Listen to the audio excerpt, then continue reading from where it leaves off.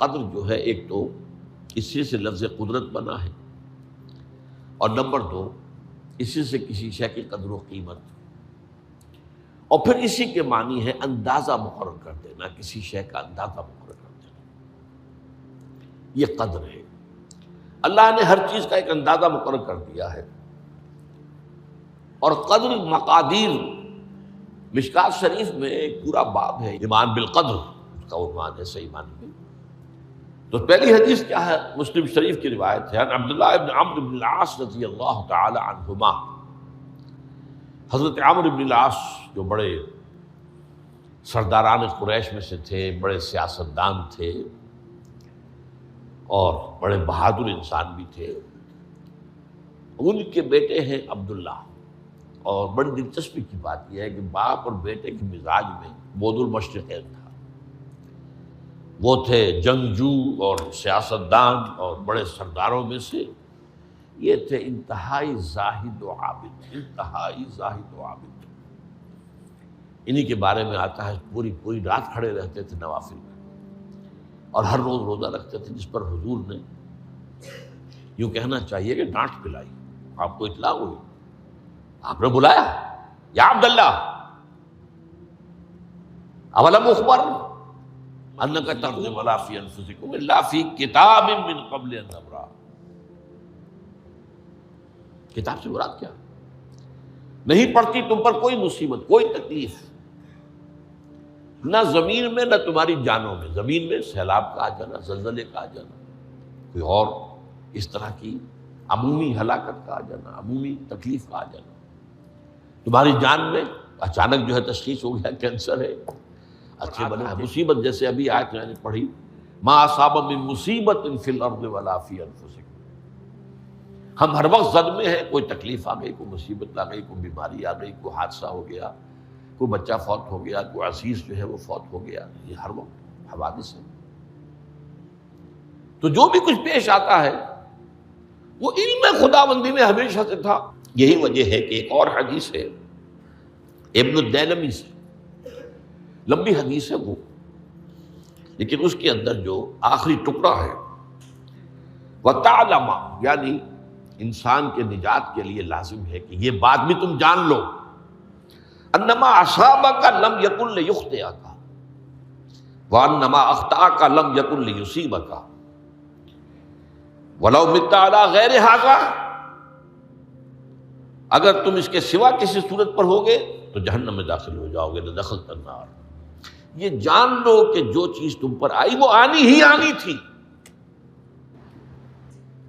دیکھیے ہوتا کیا ہے، کاش کہ میں اگر یوں کر لیتا تو یہ نہ ہوتا، بس یہی ایمان بالقدر کے منافی ہے۔ جو ہوا ہے وہ اللہ تعالیٰ کے ہاں تو پہلے سے طے تھا، ہونا ہی تھا۔ تمہاری کوئی تدبیر، کاش کہ میں اس وقت یہ کر لیتا، یہ لو، اسی لیے ایک حدیث میں الفاظ آئے ہیں ان کلمۃ لو تفتح عمل الشیطان، اس لو سے، کاش، اس سے شیطانی عمل شروع ہو جاتا، کاش کہ یہ ہو جاتا، کاش میں یہ نہ کرتا، کاش کہ ہو جاتا، تو یہ نہیں۔ تعلم انما اصابک لم یکن لیخطئک، تو جان لے اس بات کو کہ جو چیز تم پر آئی ہے وہ ہرگز ٹلنے والی نہیں تھی۔ کوئی تدبیر تم کر لیتے، کوئی کسی وقت کوئی ہیلا کر لیتے، کوئی تم قدم اٹھا لیتے، کچھ بھی کر لیتے، وہ تو آنی ہی آنی تھی۔ وما انما اخطاک، جو چیز تم سے چھوٹ گئی، رہ گئی، نہیں ملی۔ ایک ویکنسی ایڈورٹائز ہوئی تھی، آپ نے بھی درخواست دی تھی، آپ کو نہیں ملی، اب آپ ہو کاش کہ میں نے فلاں سے سفارش کرا لی ہوتی، بس گئے۔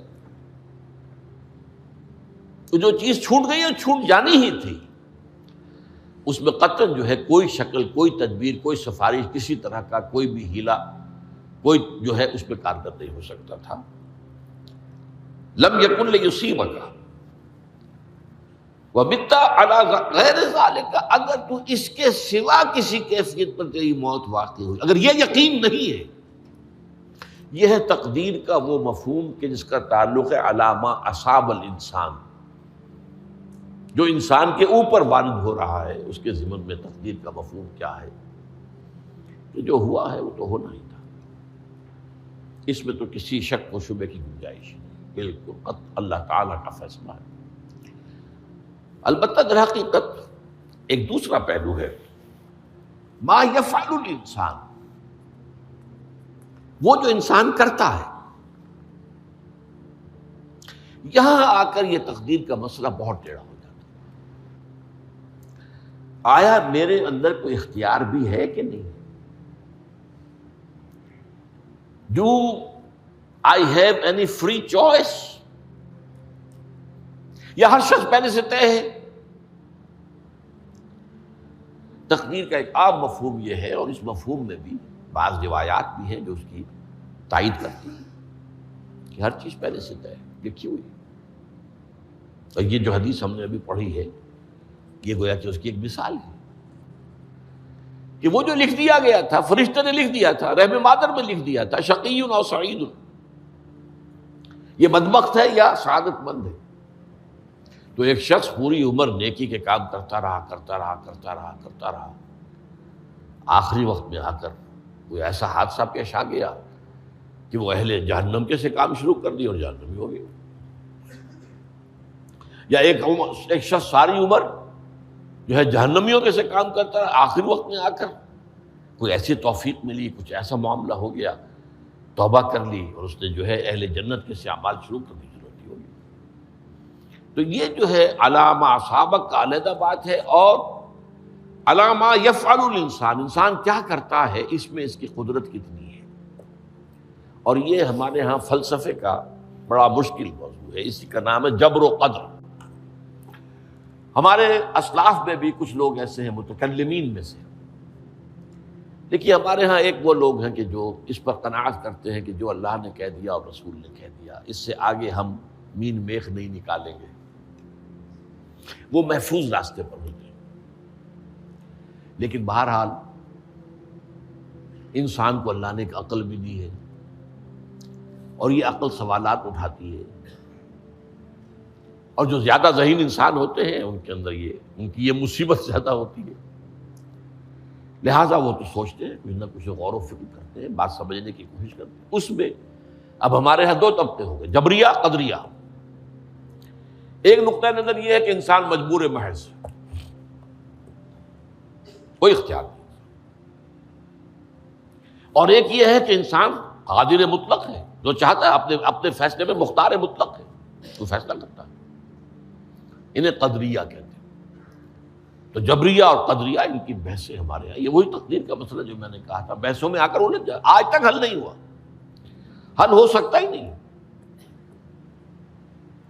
اب اس کے ضمن میں علامہ اقبال کا ایک شعر آپ کو سناتا ہوں، وہ بہت اچھا لگتا ہے، بہت خوبصورت لگتا ہے شعر ہونے کے اعتبار سے۔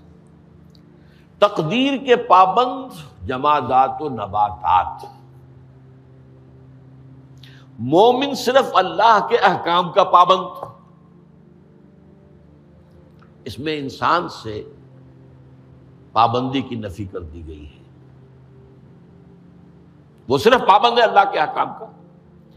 نتیجے کے اعتبار سے تو جو یہ شعر کہہ رہا ہے جو بات، وہ صحیح ہے، پابندی اصل جو ہے وہ اللہ کے احکام کی ہے، لیکن یہ کہ تقدیر کی پابندی سے انسان بھی پوری طرح آزاد نہیں ہے۔ یہ سمجھ لینا کہ یہ جمادات و نباتات ہی کا معاملہ، یہ غلط ہے، یہ مبالغہ ہے۔ ظاہر بات ہے کہ شاعر جو ہے، شاعر مبالغے سے بچ نہیں سکتا، چاہے وہ علامہ اقبال ہی ہو، کوئی بھی ہو۔ تو اسی لیے سورہ شعراء کے اندر جو عام شعراء کی جو صفات بیان ہوئی ہیں وہ آپ کے ذہن میں آ گئی ہوگی۔ مبالغہ کرتے ہیں، فی کل واد یہیمون انہم یقولون ما لا یفعلون، وہ کہتے بھی وہ کچھ ہے جو کرتے نہیں ہیں، اور یہ بات تو علامہ اقبال پر بھی چشمہ ہوتی ہے۔ بہرحال یہ شعر ذرا پھر نوٹ کیجئے، تقدیر کے پابند جمادات و نباتات، مومن صرف اللہ کے احکام کا، کوئی بات صحیح نہیں۔ انسان بہت سے اعتبارات سے مجبور ہے۔ سب سے پہلے جو ہے انسان کے اندر ایک تقدیر نوعی ہے، نوع انسان۔ چھوٹی سی چڑیا اڑتی پھرتی ہے، انسان نہیں اڑ سکتا، آپ نے ٹھیک ہے مشین ایجاد کر دی، جہاز ایجاد کر لیا، آپ دوڑ رہے ہیں 500 آدمی اور سینکڑوں من سامان لے کر جو ہے وہ جا رہا ہے، 747 ہو یا 757 ہو، یہ کر لیا ٹھیک ہے، خود نہیں اڑ سکتے، اب کیا کریں گے آپ؟ یہ تقدیر نوعی ہے، اسپیشیز، ہر اسپیشیز کے لیے اللہ نے ایک اندازہ مقرر کر دیا ہے، اس اندازے ہی میں رہے گا، اس سے باہر نہیں جا سکتا۔ پھر ایک تقدیر شخصی ہے۔ اب دیکھیے تقدیر شخصی کیا ہے؟ بعض اوصاف و صفات ہمیں وراثتاً ملتے ہیں، وی ہیو نو چوائس۔ پہلے بھی یہ بات مانی جاتی تھی، آج جو ہے ذرا سائنٹیفک انداز میں ہم کہتے ہیں جینز میں چلا آ رہا ہے، اس جینز کو بدل سکتا ہے۔ جو جینز بھی آپ کو ملے اپنے والدین کی طرف سے، وہ آپ کی شخصیت کا ظاہر بات ہے کہ فیصلہ کن طرز پر اس کو ڈھال دیتے ہیں۔ جینز ہے، پابندی ہے۔ نمبر 2 یہ کہ خاص طور پر جو گھر کا ابتدائی ماحول ہوتا ہے، ماں کی گود اور ابتدائی گہوارہ گھر کا، اس کے جو اثرات مرتسم ہو جاتے ہیں شخصیت کے اوپر، وہ بھی بڑے مستقل ہوتے ہیں، پختہ ہوتے ہیں۔ ان دونوں چیزوں کو ضرب دے لیجئے، hereditary factors multiplied by environmental factors, اس سے مل کر ایک شے تیار ہوتی ہے جس کو قرآن کہتا ہے شاکلہ۔